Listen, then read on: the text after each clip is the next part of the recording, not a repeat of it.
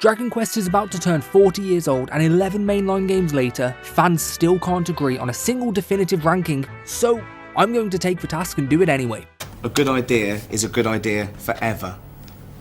Yeah, okay. That's right, the guy who has a channel dedicated to Dragon Quest is going to try to rank the incredible collection of games. If you're new to this series, by the end of this video you should know exactly where you want to jump in today. But first, small disclaimer, I'm not the ultimate king of Dragon Quest voice, yet. And my experience with the series could be vastly different to your own. You may agree, you may disagree, but look, we're all friends here and we all love Dragon Quest. And besides, even a C tier in Dragon Quest is like an A tier in most series. There's a mild spoiler warning for this video, but now let's jump into the list.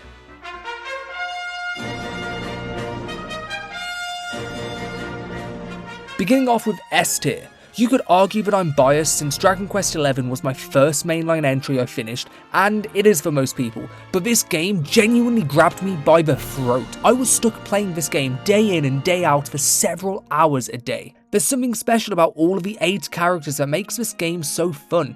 The clashing personalities across what seems like a general good versus evil story in the beginning, but by Act 2 some terrible things happen and it no longer feels like a game, it feels like a part of you was taken away.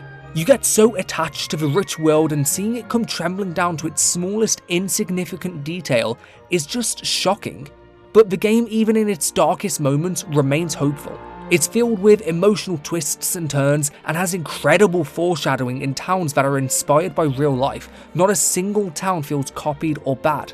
You'll enter one of the kingdoms at the start of the game and you'll think to yourself, wow, this is going to be the main hub of the entire game, this is beautiful, and then you don't actually go back there for like another 30 hours? Because every single location is given the same attention to detail, and it keeps shocking you every time. And something that's personal to me is how the localized version has a really well thought out voice acting. The game takes many real life inspired accents across the real world, and the major ones you hear a lot is from Cobblestone Village. These accents hit me deep because I spent a part of my childhood around the Cotswolds in England, where I grew up with people who sound exactly like they do in this game. My grandma sounds exactly like these cobblestone villagers, and Uncle Chalky feels so warm and sweet to my ears. It also reminds me of the original Postman Pat episodes on TV. I know you'll probably call me a little bit old, but it just reminds me of it. It's only a bit of fun. They have very similar dialects in the voice acting. Even if you don't have this personal connection that I do, you can still sense that this isn't just voice acting. This is intentional for all of the regions in the game to take inspiration from the real world. And the funniest one will always be this random Scouser appearing out of nowhere. Oh, Sylph, we'll be with you soon. Just say the words and we'll come running. And at the very end of the game, with the final boss, Time Worm, in the post-game story. This took me days, and on the final day, I sat down for 4 hours straight in this boss fight alone. Everyone had died, all except Veronica, and she was one hit away from dying. And finally, Time Worm was defeated, and I popped that beautiful platinum trophy. I got on my knees and started crying. I did everything this game had to offer down to its most minute detail, and I will always remember for the rest of my life how I felt when that journey ended. It is now a core memory that I will remember on my deathbed.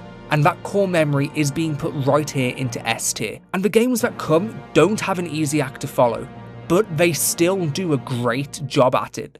Dragon Quest VIII is an incredible game, and if you've never been on an adventure with Yangus, Angela or Jessica, I recommend you do, because Dragon Quest VIII is always the one that itches me to come back. The world feels so grand, and that's on purpose. I'll always remember unlocking the boat for the very first time, and it feels unlike any game I've ever played. It doesn't give you a top-down view like most games, or a chippy look like 11 or 7. It makes you feel how vast and large this beautiful world actually is. This game takes advantage of wide cinematic cameras to make it feel larger and show you that you are just a small piece in this world. But even when it is zoomed in, this is still just massive, and the priority in this game was to make the player feel like you're on a journey of a cursed king. And along this journey is some of the funniest, emotional, sweet and well-written characters from any media. Jessica, despite her fan service, has a genuine conviction in her story about taking revenge on her brother's murderer. She's a privileged rich girl whose rebellious nature refuses a prim and proper life given to her. Yangus pledges his life to the hero after trying to rob him, then gets saved by him. Despite being a bandit from a rundown town, he is extremely empathetic and compassionate and always gives the funniest moments. Angelo is a drunk. He's sarcastic, cynical, shallow, a gambling addict, and he's also a bit of a slut. Despite having a very holy, proper profession, but hidden away is an emotional, sad backstory where he undergoes one of the most developed character arcs in the entire game. And across the whole journey, there are secrets tied to King Trode and Princess Medea, who travel with you as they're cursed as a troll and a horse. Royalty travelling amongst a bandit, a rebellious rich girl, and a snarky, egotistical slut is sure to create some memories, and these 5 companions are brought to life with their great writing and voice acting. Reminiscent of what I mentioned about DQ11, their unique perspectives and mannerisms show themselves even more during the moments of party chat. Their reactions make them feel like a small second family. And there's no family that's more important in all of Dragon Quest than the family of Dragon Quest V. You start the game as a child, looking up to your father. Every time you get hurt, he heals you, he cares for you, he guides you, you want to become just like him, you structure your life around who he is. Then fast forward later into the game, after suffering 10 years of slavery, and you still want to be like your father. You fill your party with monsters who you defeated and join you out of respect and admiration. Then at certain points in the game, you get married and have kids. Those kids become your new party members, kids who you name and raise from level 4 onwards, kids who grow up hearing stories of you since something maniacal had happened, with the villains plotting in the shadows of the world, corrupting each village with their twisted views. They strip you away from your own childhood and your kids' childhood. Surprise, motherfucker! But you never forget who you want to be for them, and you raise them up to help you save the world in your party. Your party is your family. The game shifts you from being a kid led by your father, growing up on how to be a good man, then leading your kids. Without major spoilers, I can't say much more, but if this list was a ranking of story alone, this would likely be number 1. It was perfect. Perfect. Everything, down to the last minute details. It's a very centered story focused around your life and family, and it's one that hit me hard and made me think deeply about my legacy one day. For more detail, I made this video about it, or this entire cinematic retelling of the full story in extreme detail. So many of you loved what I had to say in these, so I'd recommend going to check it out. And that's my top 3 Dragon Quest games, ending the S tier rank. And as we move on to A tier, this is where I expect things to get a little more, let's say, controversial. But before you hate on my rankings, hear me out, and then let me know what you think below. Introducing A tier.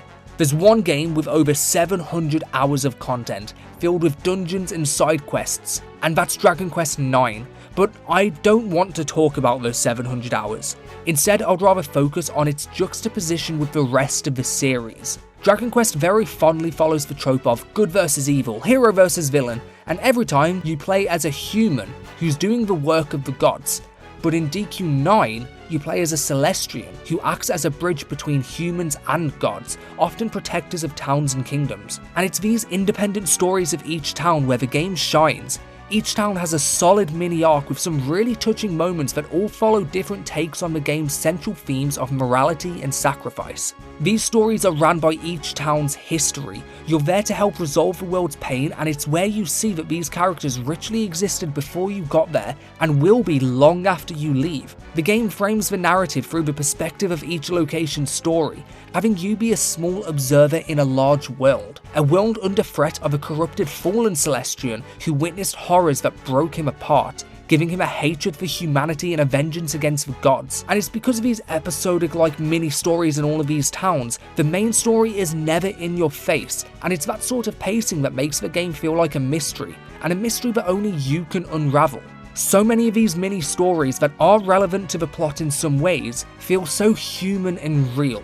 Dragon Quest IX is a great example of experimentation done right. It changed the entire structure of what we knew Dragon Quest to be, and it did it with great execution. And on the other hand, Dragon Quest II doesn't try to reinvent anything, it doesn't experiment on much, it just expanded exponentially on everything the first game did right. It's got a darker story, a fuller world, characters you actually care about. The HD 2D remake in particular is stunning. The world building is expanded with richer lore, more heartfelt dialogue, and the music genuinely pulls you in. All Dragon Quest music is good, but this game's OST really struck me a bit deeper than the others. The game knows what it wants to do, and it delivers it perfectly. Albeit, the main narrative may be simple, but it delivers what it needs to do. It's set 100 years after the events of the first game, where the hero leaves Alfgard to create his own kingdom. He had 3 children who spread across the lands of Middenhall, Moonbrook and Cannock. Fun fact, I actually grew up in a town called Cannock, so that's pretty cool. And the story doesn't follow one hero, it follows 3. What do you mean by that? The only time in Dragon Quest where there's more than one hero. You play as the Prince of Middenhall, which is actually still a silent protagonist, then the Princess of Moonbrook, the Prince of Cannock, and eventually the Princess of Cannock. They have such rich dialogue and emotion that it makes up for that silence. The Prince of Cannock, Caradoc, is my favourite because he's just pure, he's genuine and he's sweet. But the Princess of Moonbrook, Perenelle, undergoes some great character growth as the main events of the story are centred around the destruction of her home. A lot of the fuel in this game comes from her, and mechanically she's also the centre of it all, since the main character that you play as, the Prince of Middenhall, actually can't cast any spells. Everything is done through Perenelle. This game treats all Scions equally, giving them all great screen time and shared importance in the story. I feel so comfortable playing Dragon Quest II and I wish I had more time to discuss it. Why don't you bring this potato? It's pretty big. I just think they're neat. I think it is the best case scenario of the bare basics of an RPG. After all, it is from 1987, and the remake only has so much source material to expand, and there aren't any shocking twists or themes that make it stand out, but it does everything right. And it's also one of the more overlooked entries in the series that deserves more people to experience. As we enter the games in B tier, I want to mention that these games still have many strong points and by no means bad games. With that in mind, make sure to subscribe to keep up with the heaps of Dragon Quest content coming up. B tier. I haven't played very much of Dragon Quest X. I'm purposely holding off before I start a full playthrough in hopes there's a Western release of a 40th anniversary. If I'm wrong, call me a dickhead in the comments. If I'm right, then fuck yeah! But jokes aside, everyone I've spoken to about this game all say it's special. It's given me a major interest. I've been watching so much content of it and nearly everyone who has played the game loves it so dearly. I struggle to hear many criticisms regarding it, and this community opinion excites me so much. Despite being an MMORPG, its narrative is more reminiscent of a single-player JRPG and it's fully playable solo. There's 8 versions, which basically means it's 8 different Dragon Quest games all into one. There's hundreds of hours of just story alone here. The world has multiple races, each with their own distinct homeland and culture, and the world building is so expansive. I've heard so many reviews comparing its emotional highs to the likes of Dragon Quest XI and V, and that is an incredibly high bar. Being one of the largest titles in the series, it's also a monumental task to translate, but those who played it are so passionate, they translate it anyway. This game has been locked behind a language barrier and no official Western release for over a decade, but those people who broke through the barrier have never stopped talking about it, and that speaks volumes to this game's 300+ hour content. From what I do know about this game, I want to put it into A tier, but purely because I haven't played enough of it, I feel like it's only right to drop it into B. And the next one that I think fits tightly into B tier is Dragon Quest VII. The whole story of DQ7 is a time-travelling episodic adventure collecting stones to piece time together in an overarching narrative that often goes deeply dark and emotional. The story focuses on hope and the worth of effort, where the present-day world is literally empty, and your actions from travelling through time and populating the lands restores these lost islands in the present. When you restore these lost islands, you witness the emotional and physical impact of the location generations later. These locations would often be reminiscent of what you once saw, and the only one who can remember its dark past is you. No pressure though, it's not like you've gotta, let's say time travel between wombs or anything, right? Right? From the very beginning, it's a mystery to unravel why the rest of the world has vanished, but even the characters don't personally hit it that hard for me. I can appreciate the stories. They are very character driven, with many of the charming characters like Kiefer undergoing very deep emotional arcs that put the mystery themes on the backdrop a little bit. There's a lot to like about this game, however the characters for me just don't have the widest appeal and attraction. The original version is notoriously way too long and padded, and the remake does have some mechanical controversies, Both versions split the game apart, and that's why it must be dropped down to B for me. And now the one that is the favourite of so many Dragon Quest fans, and you might be upset at me for dropping it so low, but the final game in B tier is Dragon Quest IV.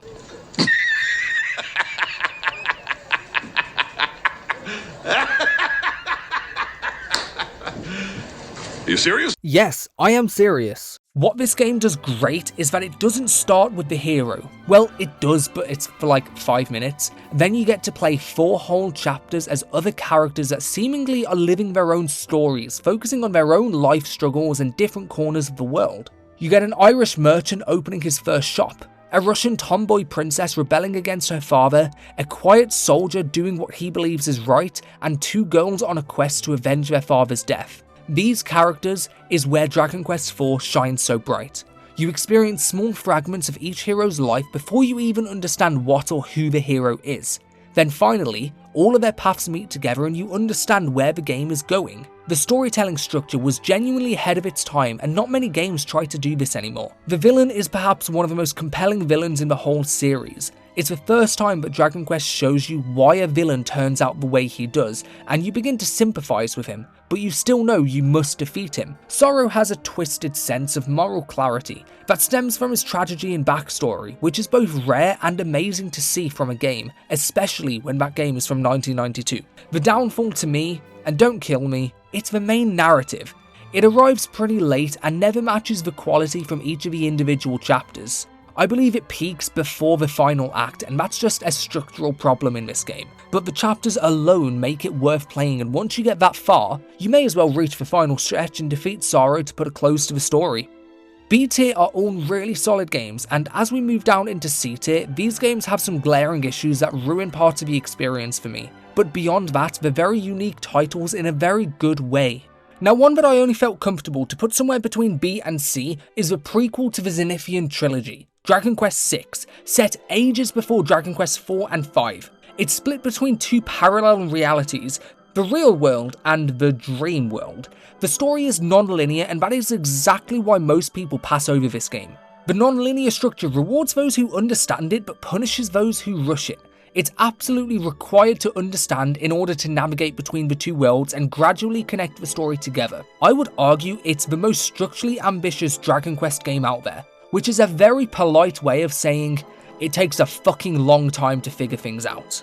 The themes running underneath the 2 worlds are about self-identity, and much of the narrative sometimes explores dark self-contained stories about the world. Every Dragon Quest game has a unique feeling to it. I would argue this is the closest game that comes close to a fantasy-like fairy tale adventure that's both whimsical and dark, which I think is a great blend, by the way. The general consensus across the community loves both Terry and Carver. They're just awesome, and Terry got his own spin-off game. But the community is very split when it comes to talking about Millie or Ashlyn, which I think is a shame because Ashlyn particularly stood out for me, her role in the story and having quite a lot of importance to the lore as well. It's got heaps of potential, but a few structural issues that degrade the experience a little, so I feel responsible to drop it down into C tier.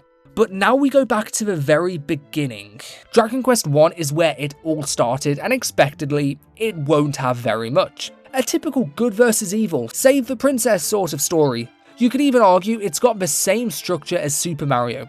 On paper, it's the bare basics of what an RPG is. But the HD 2D remake turns this into something special. It takes the bare minimum and gives you a piece of art with a richer world, expanded lore, deeper characters, and stronger connections to Dragon Quest II and III. But what stands out the most to me is how you are completely alone.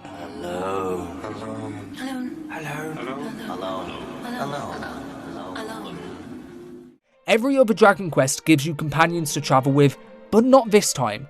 You are a silent hero, saving the world relying on only yourself, just you and your thoughts, and honestly it sounds like a great holiday, and I mean that in the best way possible, because it lets you stand on your own, and forces you to feel the weight of the journey as the player. The remake expands the lore deeply on characters like Rubis, who gives the game layers that I didn't expect. And speaking of Rubis, I'm currently translating the canon 7 volumes of Rubis manga into English, so you can expect videos on her entire story soon. But even other races in the game, like the fairies, the dwarves, and the human kingdoms, they're given so much more screen time and dialogue that fills the blanks that the hero's silence provides. It's only placed into C tier because the story is the bare bones of what an RPG is, but the remake turns this into something incredible. And if you want to know more, I did a full hour-long retelling of the story in its fullest depth. You should check that out. And finally, this one may upset a lot of people. Dragon Quest III. The game is a great product of its time. The class system was innovative, the world map was inspired by the real world, and I just think that's a brilliant concept. The twist revealing that it's actually a prequel to Dragon Quest I, and that you are in fact playing the whole game as Erdrick, was crazy. It's one of the best moments in the whole franchise, but being great for its time doesn't mean it's great now. Dragon Quest V or 7 were really good narratives for its time, and they're still good narratives now. The world is vast, almost too vast. It's easy to get lost, and not in the way Dragon Quest VI rewards exploration, in a way that just feels a bit empty. The custom companions are a nice personal touch, but they offer no dialogue, no personality, and no addition to the story. They're just cardboard cutouts who follow you. This works in Dragon Quest IX because there's so much going on and the game builds around that silence deliberately. Here, it just feels like there's something empty, and also not the same silence you feel in Dragon Quest I. It's very gameplay first and story second, and I don't think that's a good priority. And the gameplay, yeah, it's great, but it's not enough to carry this game's legacy. It lacks any deep emotional weight, and I think the story is one of the weakest entries in the series. It's basically the same as Dragon Quest I, but with more padding. Yeah, there's nothing wrong with simplicity, but when that simplicity is lacking anything for your brain to latch onto, that's not very good. There's nothing in this game that really resonates within you. Every other entry in the series does something special with that template each time. It feels like Dragon Quest III is a rough draft of what every other game would eventually become. The prequel twist saves it for me, and having locations based on the real world does give it some more oomph, but it's not enough. I am saying Dragon Quest III is the worst Dragon Quest game. If you want a game that actually makes you care about your journey, go and play Dragon Quest V. While 3 gives you blank custom characters, 5 gives you a literal lifetime of emotional trauma and family growth. That is how you make an S-tier game. But before we finish up, I want to highlight something about 2 Dragon Quest games in particular, the most overrated and underrated titles. And you can probably guess by now, the most overrated for me is Dragon Quest III. I know I just went on a lot about DQ3's issues, so I will not babble on here, I'll make it quick. I think Dragon Quest III is a victim of its own legacy. It invented and inspired so much, and it gets a lot of respect for that. But playing it today feels like a chore compared to the other games. 3 was a structural letdown that did more things wrong than right in my opinion, but it has the legacy of the best game in the series. Why? Well, we all know how this game shook Japan at its knees, and it was so revolutionary at its time. I think that word of mouth and legacy passed on for decades, and the game is still spoken highly of by default. And no hate to this game, but that's not fair. And it's the opposite case for the most underrated game, Dragon Quest VI. The issue with Dragon Quest VI is that it commits the cardinal sin of following Dragon Quest V. No game would shine after that, especially in the same year as Chrono Trigger. I don't think this was the whole reason the game is looked down on, but I think it's part of the fuel that people automatically dismiss because it had a poor initial legacy. People always say the characters in this game are the most forgettable, but people love 7, and I'd argue that I feel that way about 7. Somewhere out there in crazy cuckoo land would say 5 or 11. It's all opinion, and when you get past the crowd mentality, you can see things clearly. Yes, the game has structural issues that need fixing if a remake came along one day, but its main themes and storytelling is worth experiencing, and I'll cover it one day. So here we are with the final rankings of the best to worst Dragon Quest games, and if you skip to the end just to see the results, then you have no idea if I even know what I'm talking about. I caught you, go watch the video. If not, then thank you so much for watching today. The beauty of this series is that there's something for everyone. Even those games I don't like, you might like, so go and enjoy them. Don't let me or anyone else ruin your fun. I love Dragon Quest, and I hope I've given you some insight into what game you want to play next. Thanks again to the Aphasian for all the super rare art in this video, most specifically the Dragon Quest 4, 5 and 6 art, they're amazing. I have just hit 1,000 subscribers and the support has been incredible. so I wanted to make this tier list to celebrate. But stay tuned because next week I will be dropping a full 40th anniversary series retrospective of Dragon Quest. It has been a monumental task to work on and it will be over an hour of quality. Make sure you're subscribed so you don't miss it. So thank you for joining me today, and let me know your list below so we can discuss some things some more. I love talking to you all in the comments. I will see you next time.